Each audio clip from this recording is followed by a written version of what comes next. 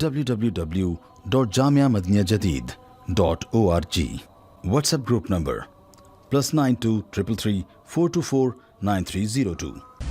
الحمدللہ رب العالمین والصلاة والسلام على خیر خلقہ سیدنا و مولانا محمد وآلہ واصحابہ اجمعین، اما بعد۔ باری تعالیٰ کا ارشاد ہے، یا ایھا الذین آمنوا انفقوا، یہ لوگوں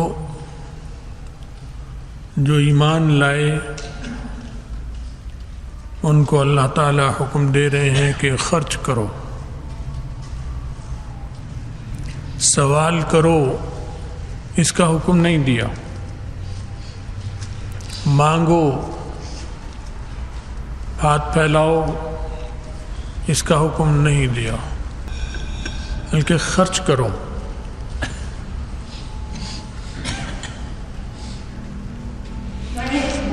کیونکہ مانگنے کی اور ہاتھ پھیلانے کی نوبت جبھی آتی ہے جب خرچ کرنے والے کنجوس ہو جائیں اور اپنی جیبوں پر گرہیں لگا لیں اور تجوریوں میں تالے لگا دیں۔ اس کا دروازہ پیسہ بھرنے کے لیے کھلتا ہے، تجوری کا، خرچ کرنے کے لیے نہ کھلتا۔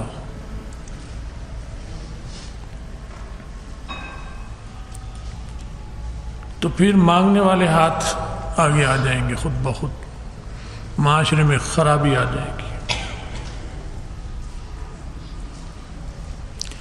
مانگنے کا مطلب یہ نہیں کہ جو غریب وہی مانگتا ہے۔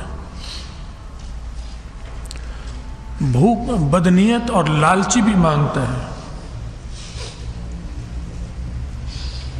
چنانچہ مالدار بھی مانگتے ہیں۔ آپ نے دسیوں دیکھے ہوں گے لیکن توجہ نہیں ہوتی، اس لیے کہ مالدار ہے تو وہ یہ سمجھ میں نہیں آتا کہ یہ بھی مانگے گا، حالانکہ وہ مانگ رہا ہوتا ہے، وہ سائل اور بھکاری بنا ہوتا ہے۔ اندر کی بیماری نے اس سے یہ خراب کام کرواتی ہے، اس سے، لہذا وہ اپنے سے اوپر سے مانگتا ہے، اپنے سے اوپر والے سے۔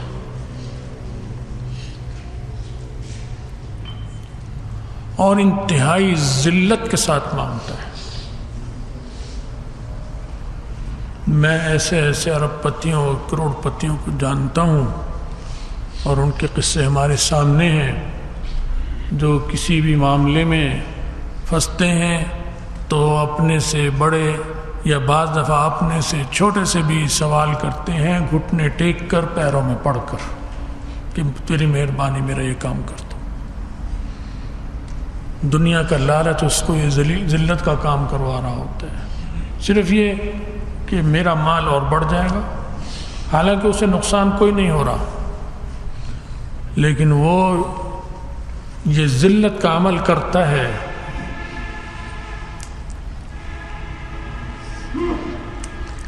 تو سوال کرو اور مانگو، یہ نہیں فرمایا،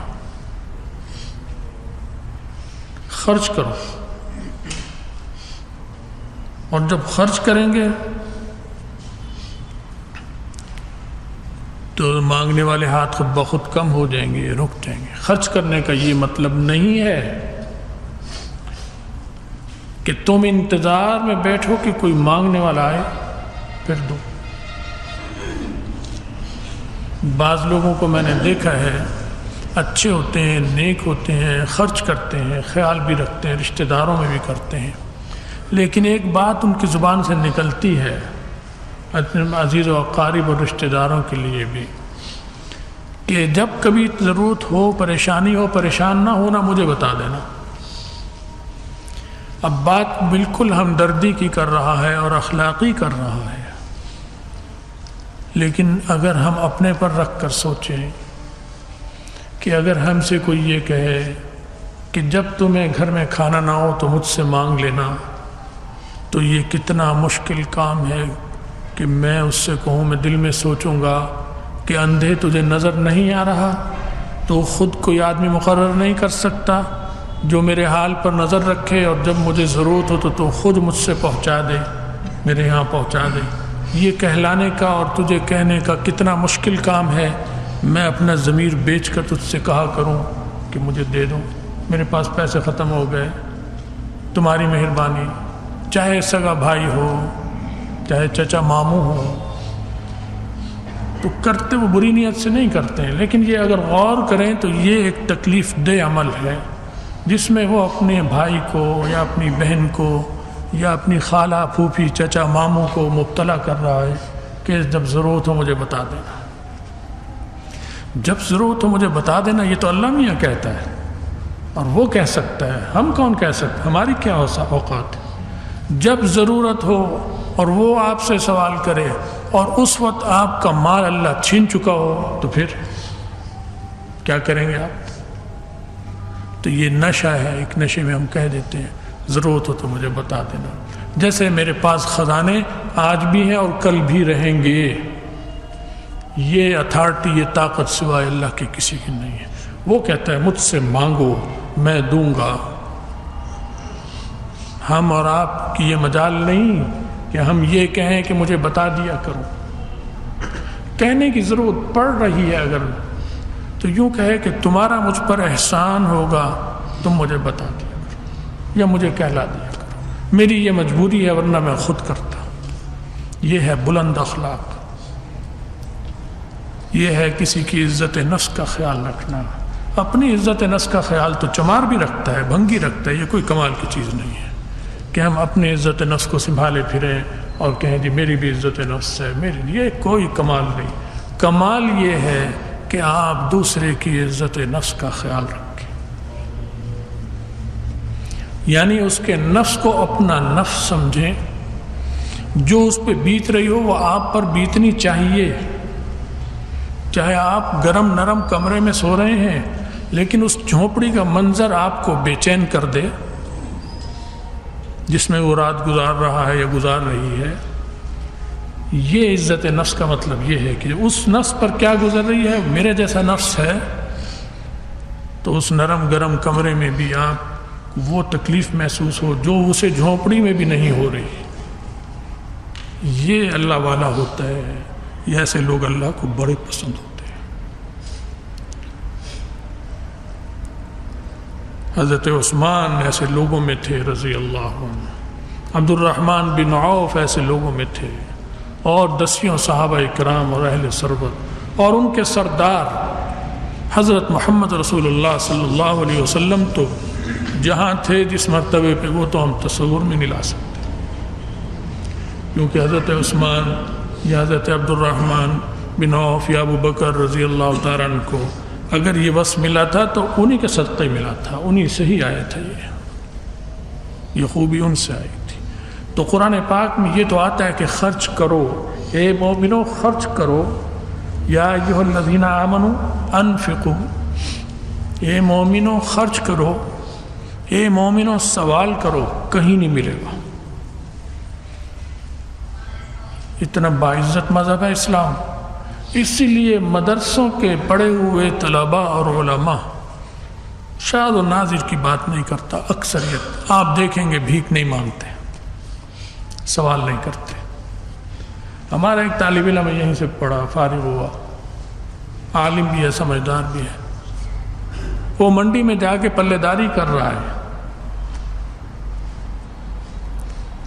ایک طالب علم ہے وہ پاپڑ بیچتا ہے، پاپڑ جو ہوتے ہیں، کہتا ہے میں اپنے علاقے میں نہیں بیچ سکتا، شرم آتی ہے، کیونکہ لوگ ہمارے یہاں سمجھتے ہیں کہ عالم دین کو کاروبار کرنا جائز ہی نہیں ہے، دنیا داری ہے۔ اب ان لوگوں کے ذہنوں میں جہالت ہے۔ تو میں دوسرے علاقے میں جا کر غبارے بیچے، میں نے ہوا منہ سے بھر بھر کے، اور میں نے، لیکن اس نے سوال نہیں کیا۔ کیوں؟ یہ اس مدرسے کی، یہ صفہ کی شاخ کی برکت ہے۔ کالج یونیورسٹی کی برکت نہیں ہوتی، اس کی نحوست ہوتی ہے۔ یہ برکت اس مدرسے کی ہے، یہ اس یونیورسٹی کی ہے جو صفہ کی شاخ ہے۔ وہ سوال نہیں کرتے ہیں. اپنے جیسے سے کریں گے. اپنے جیسے کو اپنا حال بتانا پڑے تو بتائیں گے کسی نیک صالح سے جو کل کو اس کی عزت نفس کو مجروح نہ کرے, اسے چھیڑے نہیں, اسے تانا نہ دے دے. کمینہ آدمی تانا دے دیتا ہے, کمینہ آدمی تانا دے دیتا ہے, تو وہ پھر اللہ نے اس کو بچا رکھا ہے. نبی علیہ السلام نے, صحابہ نے بھی بتایا, سوال نہیں کرنا, کرو تو صالح سے کر لینا, کرنا پڑے تو صالح سے کرنا. وہ کچھ بھی نہیں دے گا تو کم سے کم تمہاری عزت کا خیال بہرحال رکھے گا. اس کے پاس نہیں ہوا تو بھی تمہاری عزت نفس کا خیال رکھے گا, کبھی تمہیں تانا نہیں دے گا. انفقو, خرچ کرنے کا حکم دیا. کس پر خرچ کرو؟ جب مومنین سے کہا خرچ کرو تو اس کا مطلب ہے مقابل میں کافر آ گئے, کافروں پہ خرچ کرو؟ نہیں, یہ مومنوں میں ایسے لوگ ہیں جن پہ تمہیں خرچ کرنا ہے, کیونکہ وہ تم تو اپنے پر ہی خرچ کرو گے. جب مومن پہ خرچ کر رہا ہے تو گویا یہ اپنے آپ پہ خرچ کر رہا ہے. جب اپنے آپ پہ خرچ کر رہا ہے تو یہ گاؤں, یہ شہر, یہ ملک مضبوط ہو جائے گا, کیونکہ یہ خود مضبوط ہے معاشی طور پر. جب اس نے اس پہ خرچ کیا تو مضبوط ہو گیا. ایک باپ کے 4 بیٹے ہوں, بڑا کاروبار ہو, 2 بہت اچھے ہیں اور 2 بہت کمزور ہیں, وہ ان کی مدد کرنے کی وجہ سے اس کے کاروبار میں وہ طاقت نہیں آئے گی جو وہ 4 بھی اگر مضبوط ہوتے. اس لیے وہ ان 2 پہ خرچ کرتا ہے. کیوں؟ تاکہ میرا خاندان اور مضبوط ہو. تو یہ اسلام اور مسلمانوں کا شہر یہ پورا ایک خاندان ہے, ان کا صوبہ پورا ایک خاندان ہے, یہ ملک پورا ایک خاندان ہے جسے مضبوط ہونا چاہیے. تو یہ مضبوط کرنے کا حکم ہے اس میں. اے مومنوں, خرچ کرو, یعنی مضبوط ہو جاؤ. خرچ کرو گے تو مضبوطی آئے گی, تو آپس کا اتفاق اور محبت آئے گی. خرچ کرنے سے جس پہ خرچ کرتا ہے اس کے دل میں اس کی قدر عزت ہوتی ہے, تو محبت بڑھ گئی, اس کو بھی بڑھے گی, اسے بھی بڑھے گی. معاشی استحکام آئے گا. تجوریوں پر مت بیٹھو جم کر, سانپ مت بنو, سونے چاندی کا سانپ مت بنو, شیر بہادر بنو. وہ بیٹھتا ہے سونے کے خزانے پر, اٹھ کر جاتا ہے تو پیچھے مڑ کے بھی نہیں دیکھتا کہ یہ سونے کا خزانہ ہے, چلا جائے گا اٹھ کے. پھر جب آئے گا وہ موجود ہوگا تو بھی بیٹھ جائے گا, نہیں موجود ہوگا تو کوئی آنسو نہیں ٹپکے گا اس کا. شیر بنو بھائی. یہ گیدڑ, لومڑیاں, یہ کنجوسیاں, یہ مومن کی شان کے خلاف ہیں. یہ اخلاقی پستیاں ہیں. ان اخلاقی پستیوں سے نکالا ہے رسول اللہ صلی اللہ علیہ وسلم. اور بڑے شاندار الفاظ میں قرآن کہتا ہے, یا ایھا الذین آمنوا انفقوا, خرچ کرو. اور غریب سے بھی کہہ رہا ہے اور امیر سے بھی کہہ رہا ہے, کیونکہ کسی نہ کسی درجے میں غریب بھی خرچ کر سکتا ہے, ہمیشہ نہیں کر سکتا. تو کبھی ایسا دن آئے گا کہ تھوڑا سا خرچ کرنے کے قابل ہو جائے گا, اس وقت خرچ کرے ہو. تو سب کو کہا گیا کہاں سے خرچ کرو, کہاں سے خرچ کرو. سوال یہ خرچ کہاں سے کرو. اللہ تعالیٰ بڑے شاہی انداز میں فرما رہا ہے, مما رزقناکم,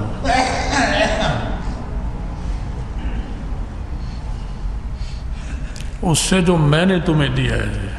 تم نے نہیں کمایا, تم سمجھو میرا ہے. یہ فیکٹری دی تو یہ میں نے دی, یہ زمینیں جاگیریں اگر ہیں تو یہ میری دی ہوئی ہیں. بلکہ انفقوا یا ایھا الذین آمنوا انفقوا من طیبات ما کسبتم, یہ بھی آتا ہے. پاکیزہ خرچ کرو, ما کسبتم, جو تم کما رہے ہو.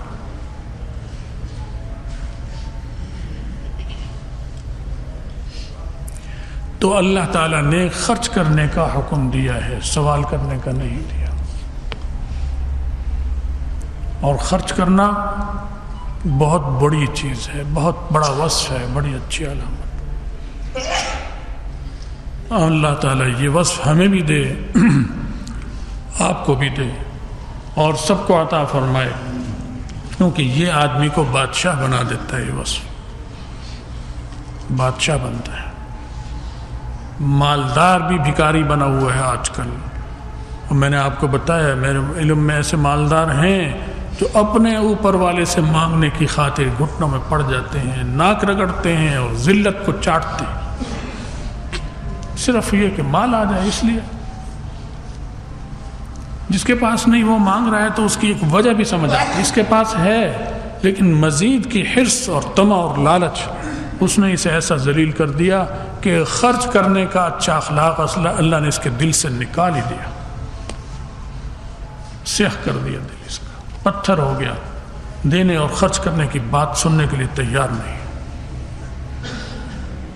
اور پیسہ بنانے کے لیے تھوک بھی چاٹنا پڑے تو اس کے لیے بھی تیار ہے. تو خرچ کرو بھائی. میرے پاس ایک آدمی آیا, کہنے لگا میں نے گارے سے مکان بنائے ہیں, تھوڑا سا بنا لیا گارے سے تن کے خرید کر, اب میرے پاس پیسے نہیں, چھت ڈالنی, گارڈر لینا ہے, اس کے لیے وہ ٹی آئرن کے چھت ڈالنی ہے, پیسے نہیں. 2 ہفتے سے اس نے مجھ سے کہا ہوا ہے. میں نے کئیوں کے کانوں سے گزار دی بات, کوئی جواب نہیں.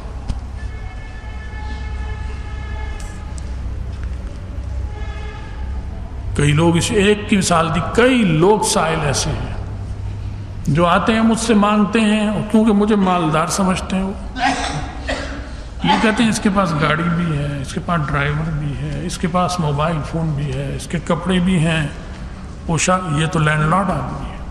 میں انہیں کہتا ہوں نہیں ہوں تو وہ یقین نہیں کرتے, وہ یہ سمجھتے ہیں یہ جھوٹا ہے, یہ مالدار ہے. خادم بھی ہے, میں کہتا ہوں میں مالدار نہیں ہوں, مہینے ختم ہونے پر بھی میرے گھر میں مسائل ہوتے ہیں جیسے ہمارے باقی ملازموں کے یہاں ہوتے ہیں کہ جی پیسہ لاؤ. اس بات کو سنانے کا مطلب یہ نہیں کہ میں کسی سے سوال کر رہا ہوں, خدا نخواستہ مجھے سوال نہیں کر رہا, سوال کے لیے تو اللہ کا در کافی ہے, بس اس سے مانگتے ہیں, ہم اس کے بھکاری ہیں. تو وہ آتے ہیں مانگنے مجھ سے, بیچارے صحیح آتے ہیں, ظاہری دیکھ کر انسان آتا ہے. والد صاحب رحمۃ اللہ علیہ کی نسبت ہم مالی طور پر ہم بہتر ہیں آج, وہ اس سے بھی مقروض رہتے تھے ہر وقت, لیکن انہیں لوگ اتنا مالدار سمجھتے تھے کہ ہمارے گھر میں ایک تہہ خانہ تھا, محلے میں لوگ کہتے تھے یہ جو تہہ خانہ ہے نا ان کا, اس میں سونے کی اینٹیں رکھی ہوئی ہیں, یہ اتنے مالدار ہیں. حضرت فرماتے تھے اگر میں قسم بھی کھا لوں کہ میں مالدار نہیں ہوں تو لوگ کہیں گے اس کی قسم جھوٹی ہے, یہ مالدار. پھر فرماتے تھے یہ اللہ کی دی ہوئی عزت ہے جو اس نے ڈال دی, میرے پہنا دی یہ پوشاک, اور ان کی نظروں میں مجھے باعزت بنا دیا, ورنہ میں کچھ بھی نہیں, یہ اللہ کی دی ہوئی. تو مالداروں کو لوگ ذلیل سمجھتے ہیں, تھوکتے بھی نہیں, ان کی طرف دیکھتے نہیں, دیکھتے ہیں تو نفرت کرتے ہیں, اور اللہ چاہے تو غریب کو مالدار بنا کے یا جو بھی بنا کر سامنے اس کی عزت کروا دیں. تو سوال نہیں کر رہا میں الحمدللہ کبھی کبھی زکوٰۃ بھی دیتا ہوں, اس لیے میں بتا دوں کہ مجھے دینے کی ضرورت نہیں, مجھے دینے والا اللہ کافی ہے, وہ دے رہا ہے, اللہ کا شکر ہے. تو عرض کرنے کا مطلب ہے خرچ کرو, اپنے کو اچھے اخلاق سے آراستہ کرو, کنجوسی کی نحوست سے جان چھڑاؤ, اپنے آس پاس کے غریبوں کا خیال رکھو, اور سب سے اہم دینی مدرسے قیامت کے دن اگر مدرسے بند ہو گئے خدا نخواستہ تو یتیم خانوں پر خرچ کرنے والے, ہسپتالوں پہ خرچ کرنے والے سب وہ ثواب اجر ہوگا, لیکن اللہ تعالیٰ کہیں گے اتنا بڑا جرم تو نہیں کیا, تو اس کٹہرے میں کھڑا ہو آ کر. میرا دین جب ذبح ہو رہا تھا, میرا دین جب کٹ رہا تھا تو کھڑا ادھر خرچ کر رہا تھا اور ادھر خرچ کر رہا تھا, اور سمجھ رہا تھا کہ میں اہل خیر میں سے ہوں. تو نے خیر و برکت کی جڑ کٹتی ہوئی دیکھی, تو نے ایمانیات کٹتی ہوئی دیکھی, تو نے اسلامیات کٹتی ہوئی دیکھی, تو نے صلاتیات کٹتی ہوئی دیکھی, تو نے زکاتیات, حج, جہادیات, سیاسیات سب ذبح ہو رہی تھی تیرے سامنے اسلام, اور تو اس کے رس سے کسنے میں لگا ہوا تھا کہ یہ ہلے نہیں, ذبح ہو جائے. کچھ نہیں تو تماشا دیکھ رہا تھا, بغلوں میں ہاتھ ڈالے, کٹہرے میں کھڑا ہو. یہ میں اپنی طرف سے نہیں کہہ رہا، کسی بھی عالم سے اس پہ مسئلہ پوچھ لیں، انشاءاللہ اس کا جواب بھی یہی ہوگا. کیونکہ جو حکومتیں جب اس ذمہ داری سے ہٹ گئیں تو یہ ذمہ داری ہر مسلمان پر آ گئی کہ اپنے دین کی حفاظت کے لیے تمہیں یہ کرنا ہے. اصل تو ذمہ داری حکومت پر ہے، وہ نہیں کرتی. تو اب یہ عام مسلمانوں کے کندھوں پر بوجھ خود بخود پڑ گیا بغیر کہے. جیسے آپ کے سامنے ایک بچہ دوڑا ہوا آپ کی طرف جا رہا ہو، اب اس کے ماں باپ آپ سے کہیں یا نہ کہیں اسے بچاؤ پکڑو، خود بخود آپ پر یہ فرض ہو گیا کہ آپ قریب ہیں، آپ اسے پکڑ لیں، بچائیں. اس میں کہنے کی ضرورت نہیں ہے کہ جی فائر بریگیڈ والے تو یہ ہیں وہ آ کے بچاتے، میری کیا ضرورت ہے، اتنا بڑا محکمہ موجود ہے. نہیں، اس وقت آپ بچانے ہیں. وہ نہیں بچا سکتا یا نہیں وہ بچا رہا، آپ کو بچانا پڑے گا.